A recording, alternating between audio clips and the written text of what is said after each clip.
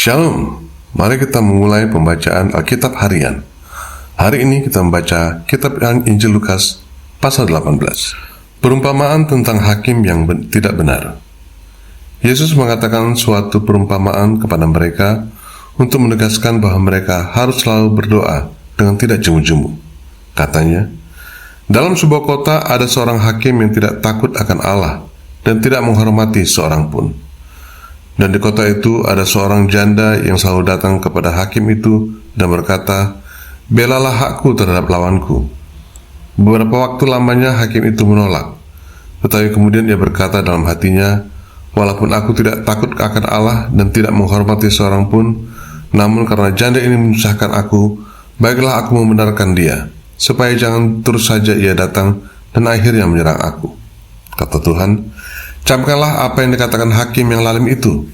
Tidakkah Allah akan membenarkan orang-orang pilihannya yang siang malam berseru kepadanya? Dan adakah ia mengulur waktu sebelum menolong mereka? Aku berkata kepadamu, ia akan segera membenarkan mereka. Akan tetapi, jika anak manusia itu datang, adakah ia mendapat iman di bumi?" Perumpamaan tentang orang Farisi dengan pemungut cukai. Dan kepada beberapa orang yang menganggap dirinya benar dan memandang rendah semua orang lain, Yesus mengatakan perumpamaan ini. Ada dua orang pergi ke bait Allah untuk berdoa. Yang seorang adalah Farisi dan yang lain pemungut cukai. Orang Farisi itu berdiri dan berdoa dalam hatinya begini, "Ya Allah, aku mengucap syukur kepadamu karena aku tidak sama seperti semua orang lain, bukan perampok, bukan orang lalim, bukan pezina, dan bukan juga seperti pemungut cukai ini.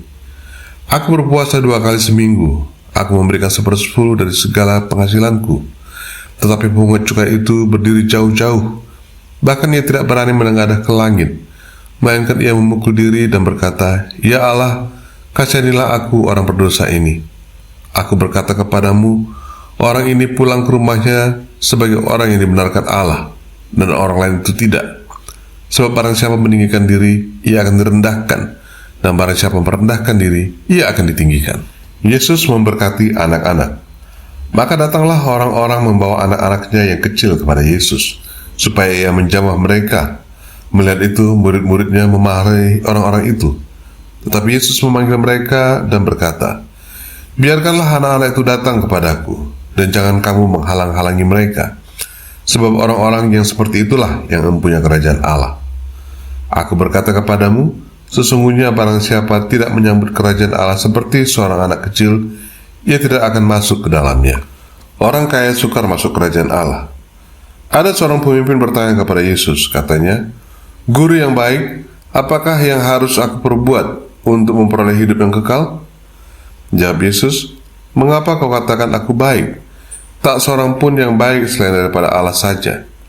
Engkau tentu mengetahui segala perintah Allah. Jangan berzina, jangan membunuh, jangan mencuri, jangan mengucapkan saksi dusta, hormatilah ayahmu dan ibumu." Kata orang itu, "Semuanya itu telah kuturuti sejak masa mudaku." Mendengar itu Yesus berkata kepadanya, "Masih tinggal satu hal lagi yang harus kau lakukan. Jualah segala yang kau miliki dan bagi-bagikanlah itu kepada orang-orang miskin. Maka engkau akan beroleh harta di sorga. Kemudian datanglah kemari dan ikutlah aku." Ketika orang itu mendengar perkataan itu, ia menjadi amat sedih, sebab ia sangat kaya. Lalu Yesus memandang dia dan berkata, "Alangkah sukarnya orang yang beruang masuk ke dalam kerajaan Allah. Sebab lebih mudah seekor unta masuk melalui lubang jarum daripada seorang kaya masuk ke dalam kerajaan Allah." Dan mereka yang mendengar itu berkata, "Jika demikian, siapakah yang dapat diselamatkan?" Kata Yesus, "Apa yang tidak mungkin bagi manusia, mungkin bagi Allah." Upah mengikut Yesus. Petrus berkata, "Kami ini telah meninggalkan segala kepunyaan kami dan mengikut Kau." Kata Yesus kepada mereka, "Aku berkata kepadamu, sesungguhnya setiap orang yang karena kerajaan Allah meninggalkan rumahnya, istrinya atau saudaranya, orang tuanya atau anak-anaknya, akan menerima kembali lipat ganda pada masa ini juga. Dan pada zaman yang akan datang, ia akan menerima hidup yang kekal." Pemberitahuan ketiga tentang penderitaan Yesus.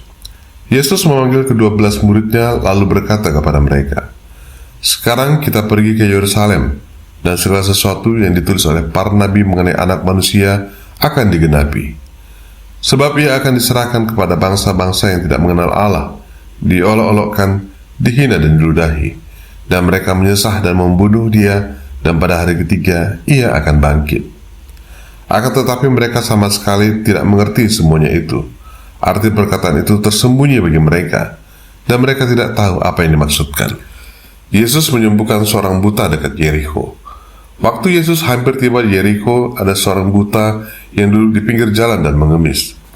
Waktu orang itu mendengar orang banyak lewat, ia bertanya, "Apa itu?" Kata orang kepadanya, "Yesus orang Nazaret lewat." Lalu ia berseru, "Yesus anak Daud, kasihanilah aku." Maka mereka yang berjalan di depan menegur dia supaya ia diam. Namun semakin keras ia berseru, "Anak Daud, kasihanilah aku." Lalu Yesus berhenti dan menyuruh dan membawa orang itu kepadanya. Dan ketika ia telah berada di dekatnya, Yesus bertanya kepadanya, "Apa yang kau kehendaki supaya aku berbuat bagimu?" Jawab orang itu, "Tuhan, supaya aku dapat melihat." Lalu kata Yesus kepadanya, "Melihatlah engkau, imanmu telah menyelamatkan engkau." Dan seketika itu juga melihatlah ia, lalu mengikuti dia sambil memuliakan Allah. Seluruh rakyat melihat hal itu dan memuji-muji Allah. Tuhan Yesus, terima kasih untuk firman-Mu hari ini. Tolong kami menyimpan firman-Mu di dalam hati dan mempraktikkannya dalam hidup kami. Di dalam nama Tuhan Yesus, kami berdoa. Amin. Terima kasih sudah meluangkan waktu untuk mendengarkan firman Tuhan hari ini. Kiranya firman ini menjadi terang dan kekuatan. Sampai jumpa besok.